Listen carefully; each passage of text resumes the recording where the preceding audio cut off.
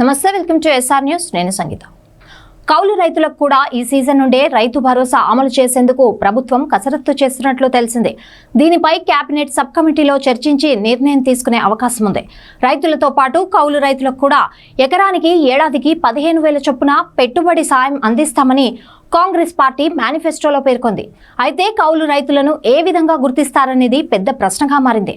రాష్ట్రంలో సుమారు 70 లక్షల మంది రైతులు ఉండగా కౌలు రైతులు 25 లక్షల వరకు ఉంటారని కౌలు రైతు సంఘాల నేతలు చెబుతున్నారు. కౌలు రైతులను ఎలా గుర్తిస్తారన్న ప్రశ్నపై 2011లో అప్పటి కాంగ్రెస్ ప్రభుత్వం రూపొందించిన కౌలు రైతుల చట్టం ప్రకారం కౌలు రైతులను గుర్తిస్తామని ఎన్నికలకు ముందు రేవంత్ రెడ్డి వెల్లడించారు. ఆనాడు కౌలు రైతుల రుణాలు పొందే రుణ అర్హత కార్డు కోసం ఒక నిర్ణీత ఫార్మాట్ తీసుకొచ్చారు. కౌలుదారుకు ఇచ్చిన భూమి విస్తీర్ణంపై కౌలుదారు యజమాని ఒప్పందంపై సంతకం చేయాలి. ఆ ఒప్పందం గ్రామ సభ ద్వారా ఆమోదం పొందాలి. ఆ తర్వాత కౌలు రైతులు ఎల్ఈసి పొందేవారు. సీఎం రేవంత్ చెప్పిన దాని ప్రకారం ఇప్పుడు రైతు భరోసాకు కూడా ఆ పద్ధతినే అనుసరించాలి.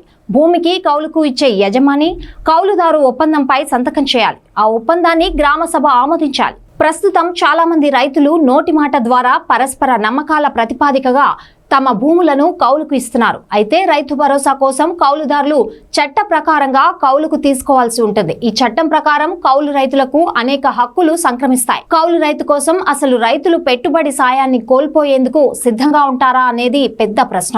ఎవరైనా ఒప్పందం కోసం పెట్టుబడి పెడితే తమ భూమినే కౌలుకు ఇచ్చేది లేదని అసలు రైతులు తేల్చి చెప్పే అవకాశము లేకపోలేదు. ఇలాంటి పరిస్థితుల్లో కౌలు రైతులను ఏ విధంగా గుర్తిస్తారనేది పెద్ద ప్రశ్నగా మారింది. రైతు బంధును రైతు భరోసాగా మార్చిన కాంగ్రెస్ ప్రభుత్వం ఈ పథకంలో కోతలు పెట్టాలని, కొంతమంది రైతులను అనర్హులుగా ప్రకటించాలని భావిస్తోంది. విధి విధానాల ఖరారుకు ఇప్పటికే మంత్రులతో సబ్ కమిటీని ఏర్పాటు చేసింది. జూలై 15 లోపు నివేదిక ఇవ్వాలని సబ్ కమిటీని ఆదేశించింది. ఈ నేపథ్యంలోనే సబ్ కమిటీ త్వరలోనే తన పనిని మొదలు పెట్టనుంది.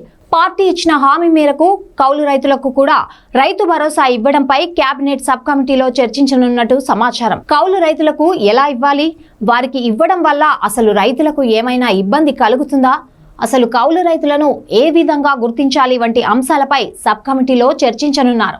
ఆ తర్వాత కమిటీ ఇచ్చే నివేదిక ఆధారంగా విధి విధానాలను రూపొందించనున్నట్టు తెలిసిందే.